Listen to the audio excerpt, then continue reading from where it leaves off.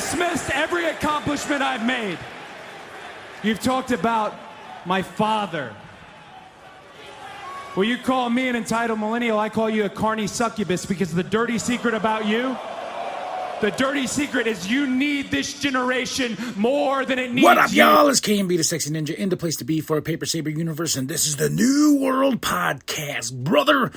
We're talking about Monday Night Raw, April 28th, 2025. Cole and Pat on commentary. We're in Kansas City, baby. K-Mo. We are at the T-Mobile Center here for this edition of Monday Night Raw. About 2 weeks, right?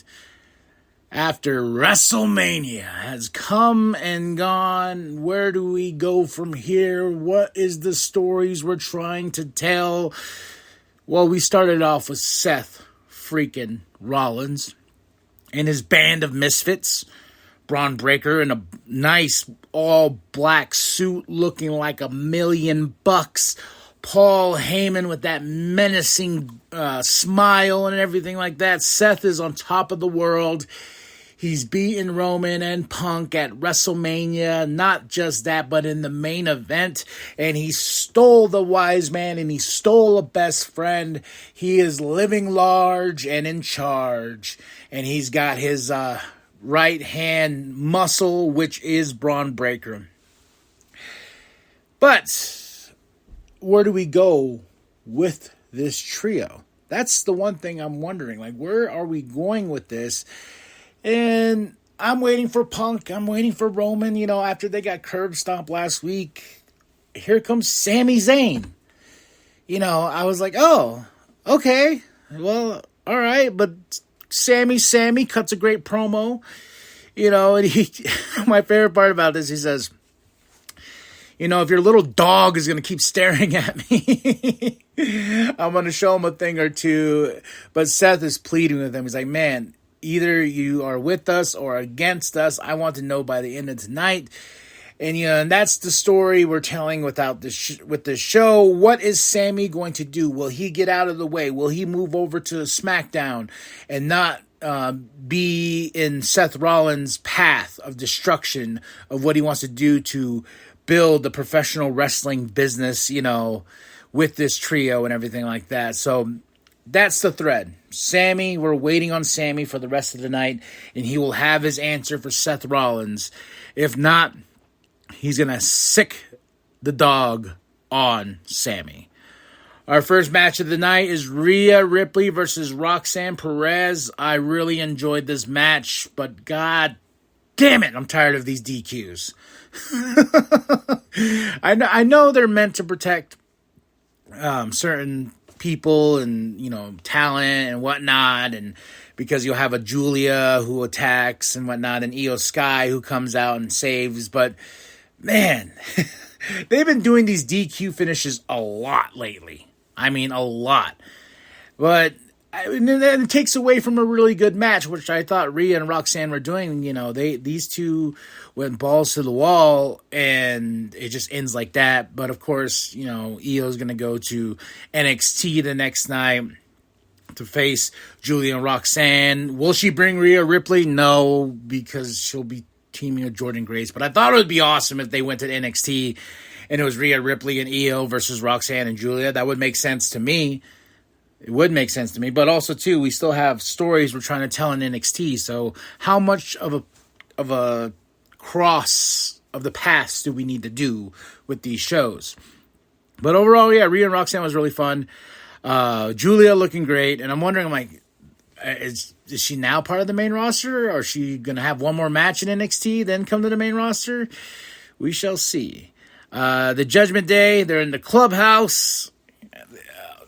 Dom's got gold. Liv and Raquel got gold, but no, Finn Balor does not.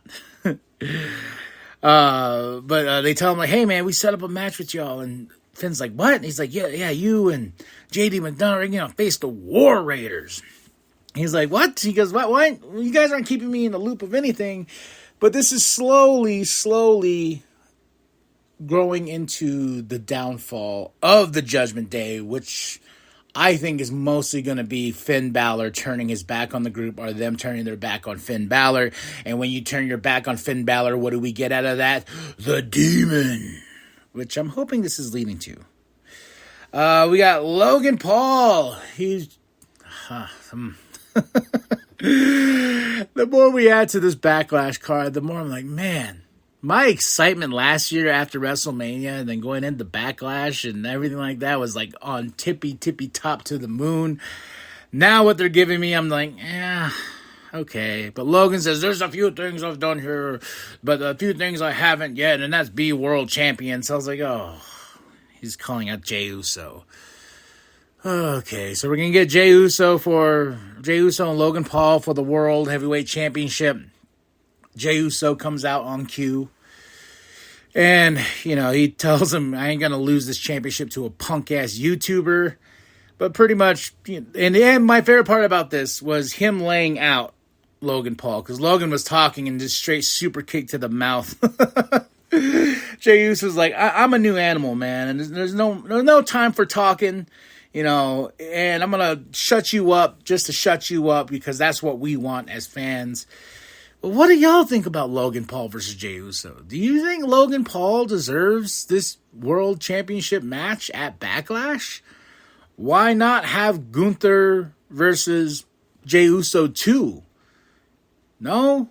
I guess not. We'll just take this match for what it is then. But I like the punk-ass YouTuber line. War Raiders versus the Judgment Day. Awesome tag team match, man.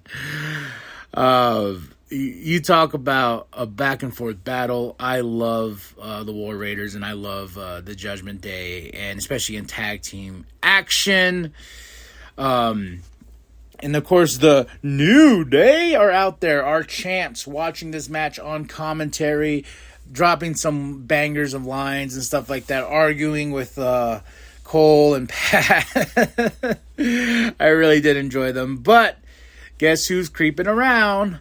Cero Muero Penta, causing the Judgment Day to lose to the War Raiders. And him and his little walk on the table, like, haha, this is what I did. This is what I did. So, Penta in the scopes of the Judgment Day. We go backstage, and like I said, the threat of the night, Sammy is backstage thinking, contemplating, what is he going to do?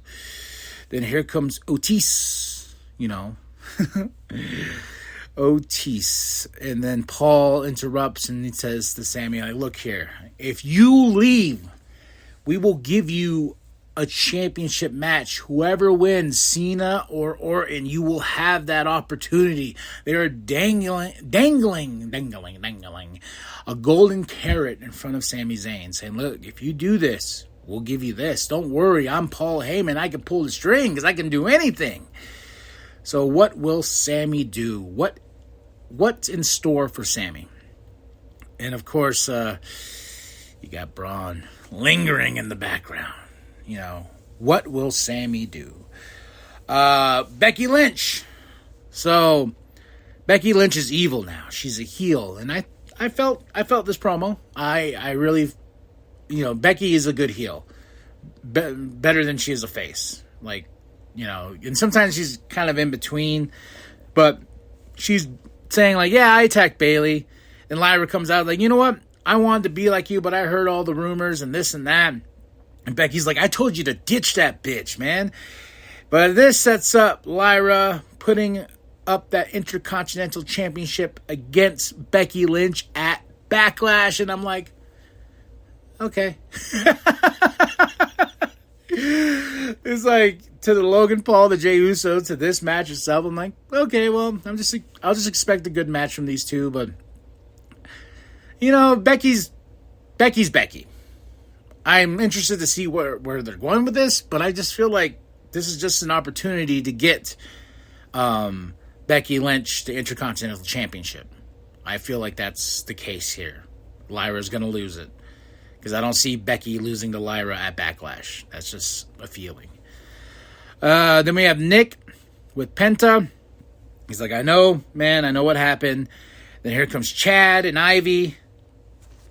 Chad and Ivy are like, you know what? Well, especially Chad is like, hey, You know what's my favorite thing about WrestleMania? Is seeing El Grande Americano beat your brother. Oh, Penta didn't like that. Smack Chad, and he says, you don't disrespect the Lucha Bros. And I was like, he said Lucha Bros. He said Lucha Bros. So, it's in the future. It's going to happen.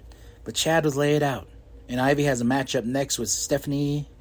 And I'm excited about that. But first, we get a Rusev package. He says he was living in hell. That's what he was living in this dreamlike state, this, void, which is AEW, which I'm guessing he's basically doing in this package. But now he's here to relieve us of our pain, of our suffering, by destroying everything and anything on its path. Well, he mentioned Lana being, in his way. So we'll see what happens with Rusev. I'm very interested. Is this a redemption for Rusev? Because I did not like his Miro stuff in AEW. So, will we get Rusev Day? No, I don't think so. I think we're just going to move forward with Rusev. But what can we do with Rusev? And I believe next week he takes on Utis. Stephanie Van Cure versus Ivy Nile. I love this match. It is my match of the night, man. Stephanie is a super talented, awesome, just freaking wrestler. Ivy, too. I think people overlook Ivy, the Pitbull herself, because she can go. She can go in that ring, and she took it to Stephanie, but a back-and-forth battle, and Stephanie gets the win. But my hat's off to Ivy for hanging in there with Stephanie. This is just an awesome, my match of the night, man. Nick is backstage with AJ Styles, and of course, here's the Judgment Day. I don't know what they're doing with the AJ Styles, but, there's this Karrion Kross stuff still out there. I don't know, because Sammy's back there again, contemplating life. And here comes Karrion Kross. I'm like, ay. And I know he had the big promo. I didn't really talk about it because he was like, oh, Logan Paul gets all this, and we bust our asses off, and this and that. I'm like, well, it's Logan Paul. That's not an excuse for Logan Paul, but he is a big name, so that's why they're going to utilize him. Karrion, I'm glad he got his entrance back, but I just need to see more of Karrion Kross to even care.